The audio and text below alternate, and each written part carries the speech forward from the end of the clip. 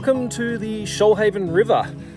So about 3 years ago I did a video where I showed all the gear that I use on my multi-day trips, and I've had quite a few people asking me to revisit that since I did the Murray River last year. And so I thought, why do it in my garage? I may as well get out onto the water and find a campsite somewhere and show you all the gear I'm using.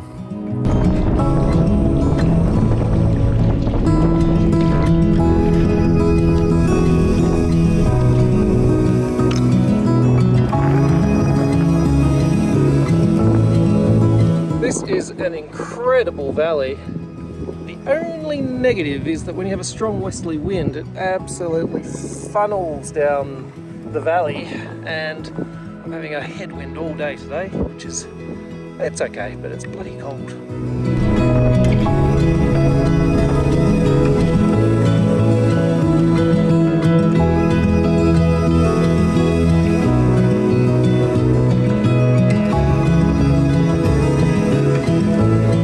Well, as you can see, it is a miserable day, very windy, no sun.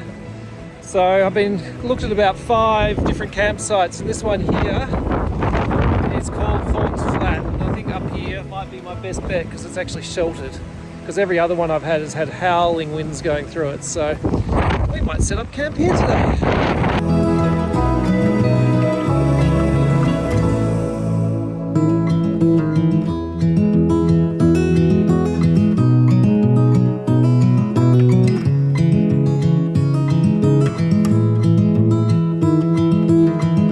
So as you've seen, I carry a lot of gear. I think I carry about 60 to 70 kilos of gear if I'm doing a long trip. I don't have so much this time because it's only 2 nights. But what I'll do is I'll walk you through some of the stuff. We might start with the camping gear, then I'll show you some of the other items I use, and then we'll look at the kayaking stuff a bit later. It's a little bit windy at the moment to go down to the water and show you the kayak. So we'll do that maybe tomorrow. But let me jump in and show you all the camping gear and things that I use.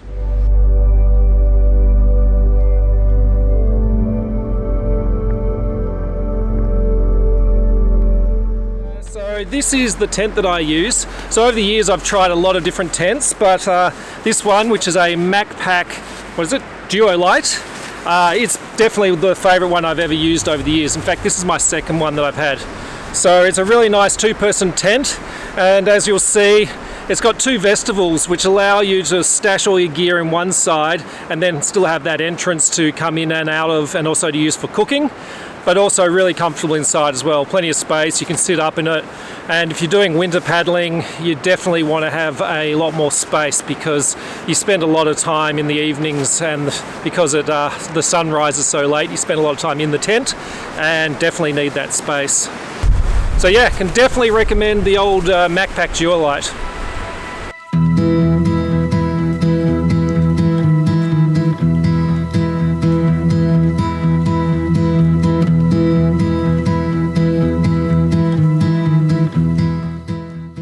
Right, sleeping bags. So I use a Cedar Summit dry bag, compression bag, to keep my sleeping bag nice and dry. It's definitely the one thing you don't want to be getting wet.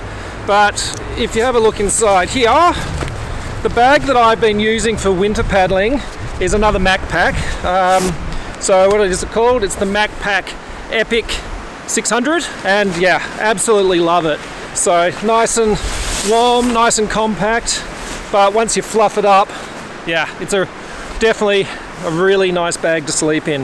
I've had a few nights where it's been definitely -5, -6, -7 degrees, and in the tent with this sleeping bag, it's super comfortable. So as you can see, all very comfortable in here. Plenty of room to store your crap, and yeah, looking forward to spending a cold night tonight in here. So one little trick when it comes to pillows is what I do is I carry a pillow slip, and then I have an inflatable pillow somewhere in here. So just a little inflatable pillow that I fill up, and then I wrap it up in my puffer or some of my clothes just to make it more of a nice soft large pillow rather than trying to balance your head on such a small little inflatable one. Alright, so let's talk about stoves. So I normally use the Trangia stove. So I've been using Trangias for probably about 35 years now. Pretty much when I started camping was when I started using them. And the reason I like them is because even though it's very compact, that has got 2 cooking pots, it has a little fry pan on top, it's got a little kettle. It's really good for a 1-person stove. It uses methylated spirits as the fuel, so it's not a fast stove, but you know, when you're sitting around in your tent with not much to do, it doesn't really matter that it takes a few more minutes. So I think boiling a kettle takes around, I don't know, about 8-9 minutes. But I also have a jet boil, and I'll show you that later on. And that's great if you're doing a lightweight trip that you want to be just using boiling water. So whether you're using dehydrated food or pasta and stuff, it's fine for that. But you can't really cook a steak or cook bacon and eggs using the jet boil. It is a lot faster, a bit more compact. But I actually like the methylated spirits thing because, especially if you're doing a big paddle like the Murray, you're able to refuel your methylated spirits in towns because they sell it at the supermarkets. But getting those little gas canisters for the jet boil can be a little bit more tricky. So yeah, really like the Trangias. So one of the surprise things that I found on the Murray was how useful my tarp was. I'm actually not going to put up my tarp tonight because I don't really have a need for it. But yeah, I carry this lightweight tarp. I think it's a Mountain Designs one. So I think it's about 3 meters by 3 meters. And it just serves as a really good way of having a shelter if it's raining, or you can put it over your tent. As I'm not putting it up, I'll use some footage from the Murray just to show you how I use it in different ways. But this thing is such a valuable piece of equipment when you're out paddling and camping and stuff like that. It just saves so much effort when you want to keep your tent dry, or just want to keep yourself dry, or even keep yourself out of the wind. All right, so I should talk about my deck bag that I use. So I've got this Chinook deck bag. I've had it for many years, and it's been really useful because when you're doing your long day paddles, you can kind of put everything you need to access really easily. So for example, today I didn't even want to get out of my boat to have lunch or anything, so I was able to get everything out of my deck bag. So I'll show you a few things I carry. So obviously I've got the drinks on the side there. I carry my map. What I typically do is I just print my own maps of where I'm going and just keep them in my map bag. I don't need to go and buy fancy maps, you can find them all online. A few GoPros and stuff for my filming. I carry my phone in here, maybe my lunch and some snacks. And then I carry a whole lot of extra weather gear. So I've got my neoprene gloves that I'll use if it gets really cold. I've got things like buffs and stuff just to keep my face warm.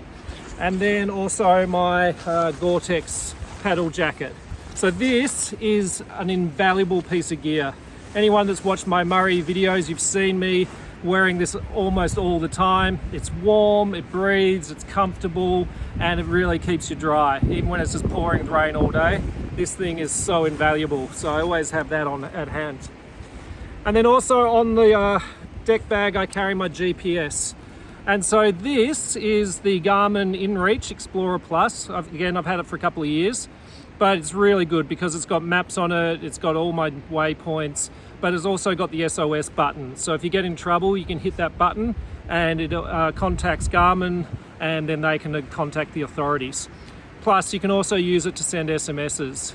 So a little bit expensive to do that, but for example, here where we are in this canyon, I have no phone service, so I'm able just to send a message to the family to say I'm okay, and they'll be able to also see my position on the map online, so they can see my waypoint or my location every 10 minutes because this thing's transmitting.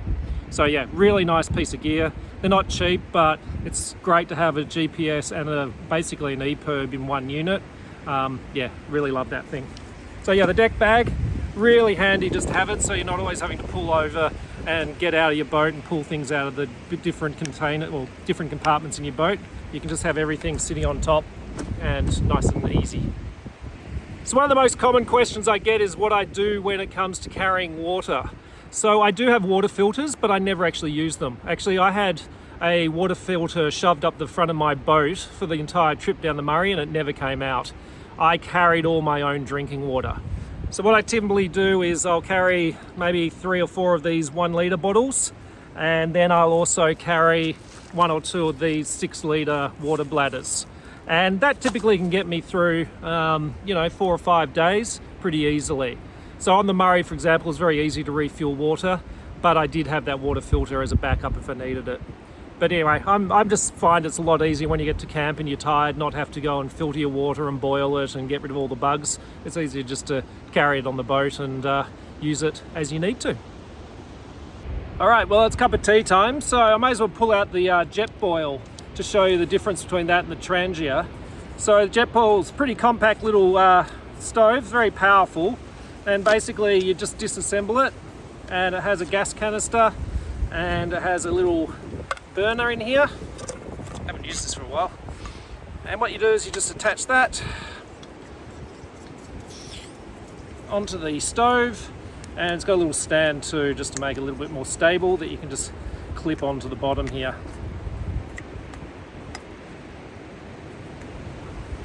So yeah, nice little compact stove. And then basically what that does is that just sits nicely on top, and you can fill that up with water and it boils real quick. So let's do that now.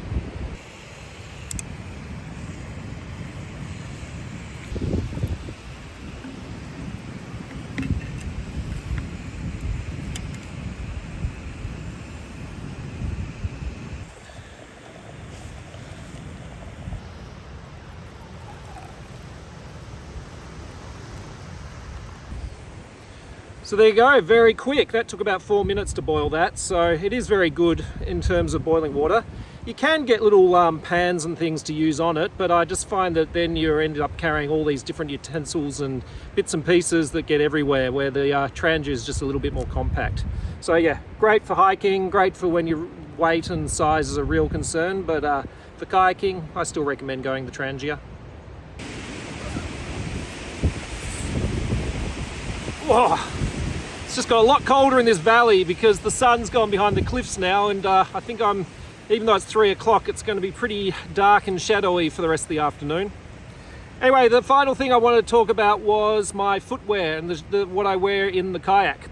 So I think in my previous video about gear, and also one of the videos on the Murray, I talked about how I wore these neoprene kayaking booties. And what I found was I actually stopped doing that because they never dried and they got really smelly, and my feet got smelly, and I just didn't like them. So what I actually found I started doing was wearing my Crocs in the kayak. And I know they're really daggy, but the reality is that these were invented for kayakers and rafters, so they're basically being used for their right purpose. But they're very comfortable, they dry really quickly, they're actually quite warm when you wear them, and I tend to just wear them around the campsite as well because they're quite sturdy. So yeah, love my Crocs, and yeah, my preferred kayaking shoe now.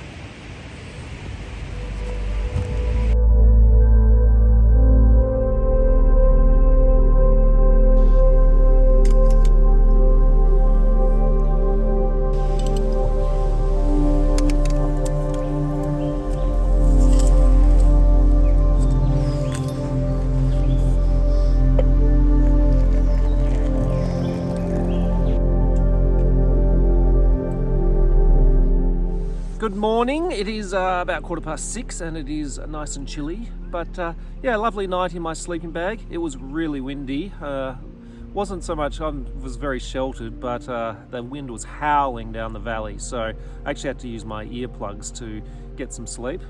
But also had a couple of possums that decided that they were going to visit, and they even came inside the vestibule of my tent looking for food. So that was a bit of a commotion last night when I was trying to scare them off by bashing pots and pans together to get them out of my tent. But other than that, lovely evening. So the last thing I was going to show from a camping perspective is my luxury item, which is my coffee plunger. I can't actually remember where I found this one, but it's a really nice plastic one, but it's solid, it's insulated. I didn't end up using this on the Murray. I took it on the trip and I used it for the first couple of weeks, but then I realized that when you had a long day, it was a lot easier just to use a coffee bag than it was to use the coffee plunger and clean it out and things like that. But for a trip like this is the most fantastic little luxury item to have, making a nice fresh coffee in the morning.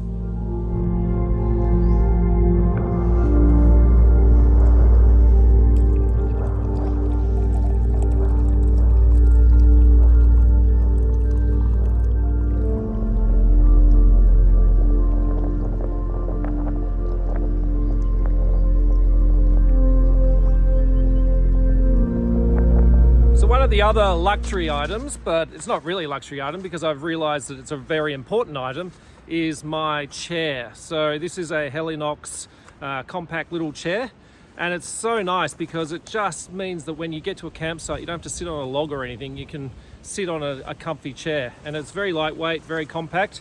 You see I've got the little string at the bottom there because when I shove it right up the end of the boat, it means it's a lot easier to grab onto that string and pull it out rather than shoving your arm all the way in the boat. But yeah, let me show you this chair in action.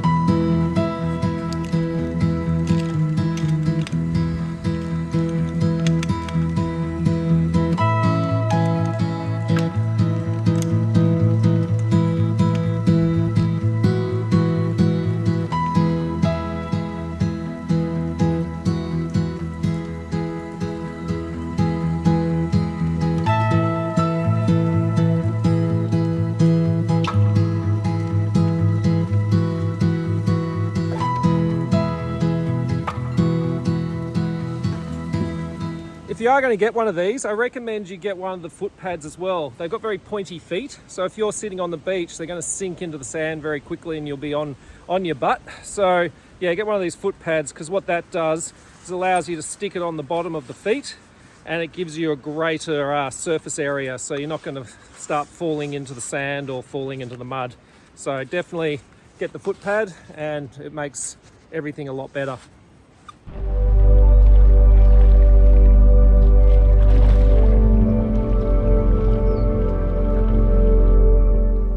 All right, well, it's not too windy at the moment, so I thought I might show you the kayak and my kayaking gear. So let's go down and have a look. So the kayak I'm using these days is the Mirage 582, which is a Sydney, well, Gosford manufactured boat, and it's a 5.8 metre Kevlar sea kayak. And as you can see, it's quite big. It's 5.8 metres long, so yeah, plenty of space, plenty of storage, and yeah, really comfortable, really good boat. Let me just show you some of the storage compartments. So at the back here, you've got a very large hatch that can carry a lot of stuff. Well, it's even more than you could put in a hiking pack, just fits in the back there. And then there's a smaller hatch here, which is just for your kind of all your odds and ends for the day. I put all my camera gear and things in there. And then at the front there's another hatch, and that pretty much is the entire space in that whole front section. So quite a lot of room in there. I just put a day pack cover on the boat overnight just to stop all the bugs and the dew getting in there. But as you can see, plenty of room inside there as well. Plus I've got a little glove box in there as well that I use to store my sun cream. Yeah, so very, very comfortable. You'll see that I've got that white bag on the front there. That's just to stop the boat getting too scratched when I'm sticking my paddles and my day pack on there. But yeah, I found that was something that I needed to add to it when I was spending a lot of time having deck bags sitting on top of there. And then when it comes to paddles, the main paddle I'm using is this Epic touring paddle.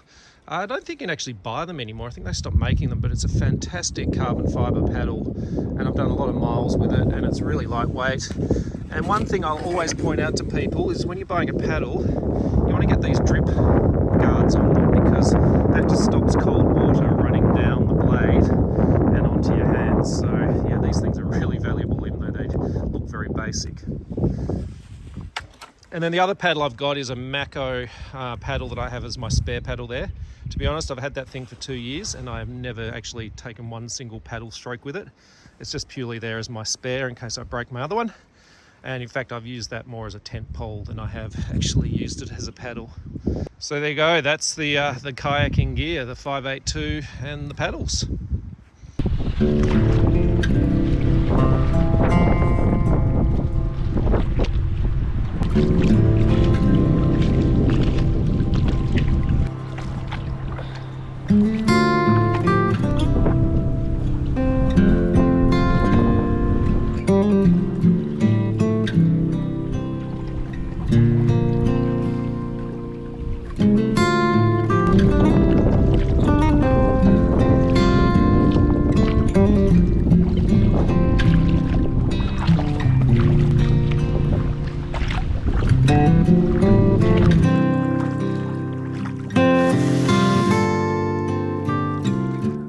Well, there you go, another very successful paddle. Nice couple of days on the Shoalhaven, and I hope you got some value out of all the gear that I ran through. I better note that I'm not sponsored or anything, so it's all just the stuff that I like using, and I'll stick the links to them all in the description below.